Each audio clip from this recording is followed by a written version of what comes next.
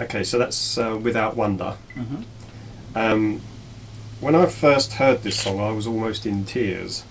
And the opening lyrics, if I can quote them, not too awkwardly, I hope. The preposterous perambulate from bed to work by garden gate, ignoring beauty, sadness grows inside. Mm-hmm. It's definitely a contender for your best lyric ever. Thank you. And I think it kind of in just those few words encapsulates a lot of the themes in the album that I was sort of seeing and hearing. I'd say that was a fair comment. Yeah.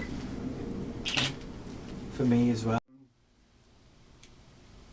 So this feels to me like your most personal album in many ways, and your most emotionally unfiltered in some respects. Both are true. Yes.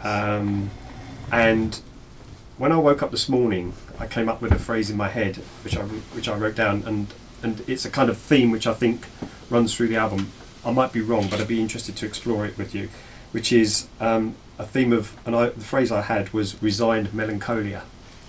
And what I mean by that is there's a kind of, on this track in particular, but again throughout the album, there's seems to be a kind of a frustration at the world, but a kind of acceptance of the shortcomings of it. Yeah. And this track in particular seems to really go into that explicitly and really successfully, in my view. Thank you. Yeah, that's exactly really what's going on. You know, for me, I have not only gone past the point of frustration and pretty much hopelessness with a lot of existence. Sounds very lofty, but you know, life in general, let's say. But and also to a point of acceptance. Well, this is just how things are, and often they're not things that live up to your hopes or imagination or ideals that you maybe had mistakenly, and you become disillusioned.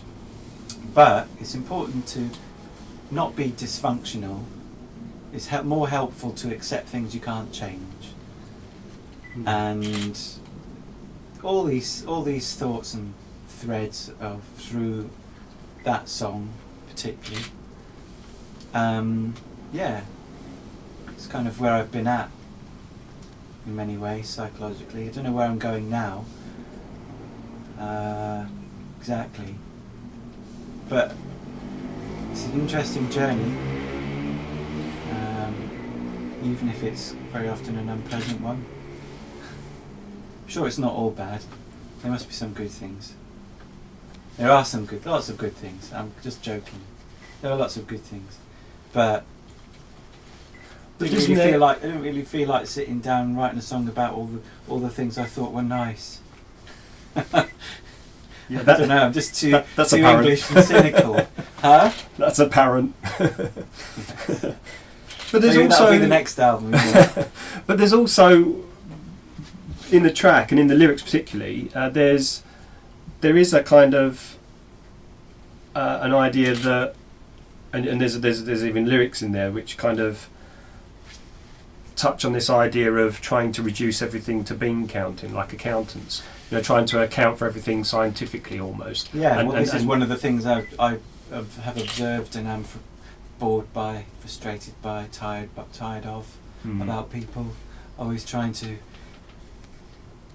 you know, quantify everything, measure it, and feel that they've identified what things are and how things work. It's all very frontal lobe, sort of, egoic mind stuff, very basic. And the ego, most humans operate from a point of view of almost wanting to feel that they're in control and that they've got all the answers and they know everything. Well, they don't. And I guess I just felt like pointing that out.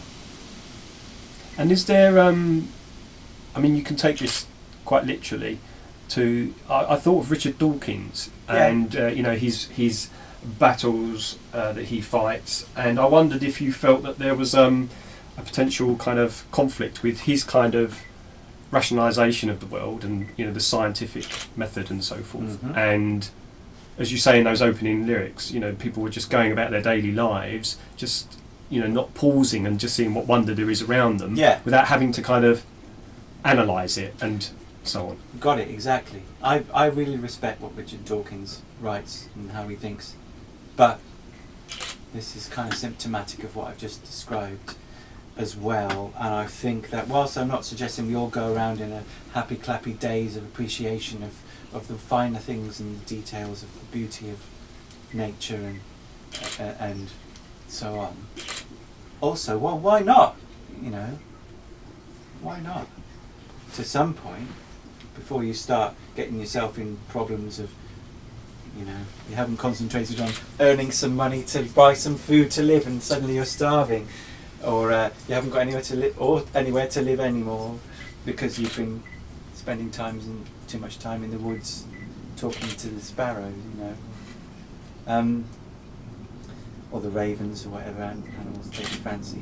But yeah, you know, there should be a bit more. There probably should be a bit more of that, in my point of view. And really, all these things are just from my point of view. Who's to say? I don't think I'm right necessarily. I just know what feels right for me, and I can only operate from that perspective. Otherwise, it wouldn't be true, and therefore it'd be a lie, or it wouldn't be sincere.